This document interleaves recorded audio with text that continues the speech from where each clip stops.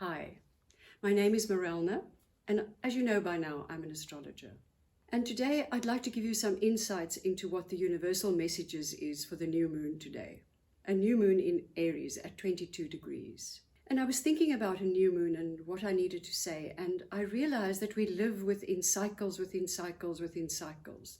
From the thousand of breaths we take every day, every week, to the planetary cycles around us that take thousands of years. And when do we get a time to slow down, to sit quietly and to think about the silence and where we need to go next? Aries is all about new beginnings. It is the first sign of the zodiac. It's about me first. The ram at its best is what I would call decisive, courageous, initiatory, whereas at its worst, it is pugnacious, restless, tactless, and even cruel at times. Not only are the sun and the moon in Aries, but also Venus and Mercury and Chiron. So there are many planets in Aries, and this has been happening now for a few months, that we have a plethora of planets in one area of the chart.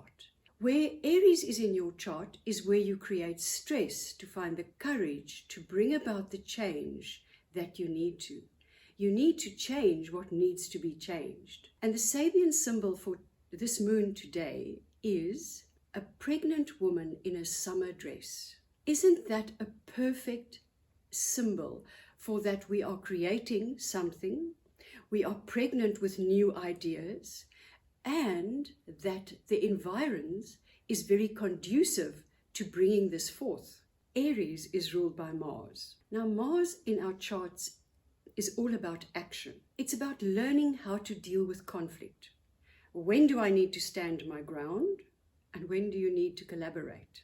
This is a very important part of our charts, and it also depends on how you're going to react or respond on where Mars is in your chart. In the chart for this new moon, Mars is in Gemini, very close to the North Node, and the North Node is a point in a chart. It is not a planet, but it gives the true north for your soul. Gemini is the sign of communication, but it's also the sign of seeing two sides of a matter. And it feels to me as if this chart is about finding new ways of communicating, and especially in relationships, because Mars is in a challenging aspect, which we call a square in astrology, to Neptune and Juno. Neptune is about surrender to spirit, whereas Juno is about the relatedness principle. We have to find new ways of communicating in all our relationships. And I don't only mean in intimate relationships. I mean in all our relationships, our contractual relationships, our relationships with the girl working at the till or somebody that you meet in the street. Perhaps we need to communicate a little bit more and be connected. It seems to me that what we're going to go through is being in confrontational situations in which you have to decide, am I going to stand my ground, or am I going to see the other person's point of view and let go of some of my needs and my emotions? Or am I going to decide that my needs are important?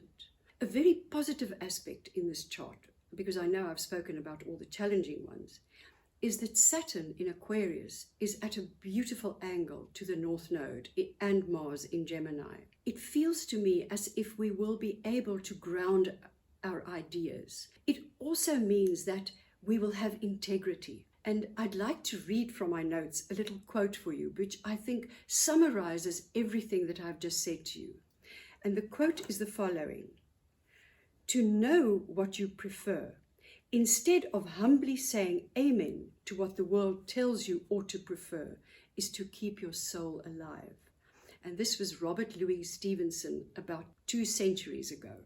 I hope this gave you some insights into what's happening in the next few weeks and forewarned you so that you are forearmed and that you enjoyed the little talk. I'll be back on the 27th of April with a full moon, which is also a super full moon. See you then.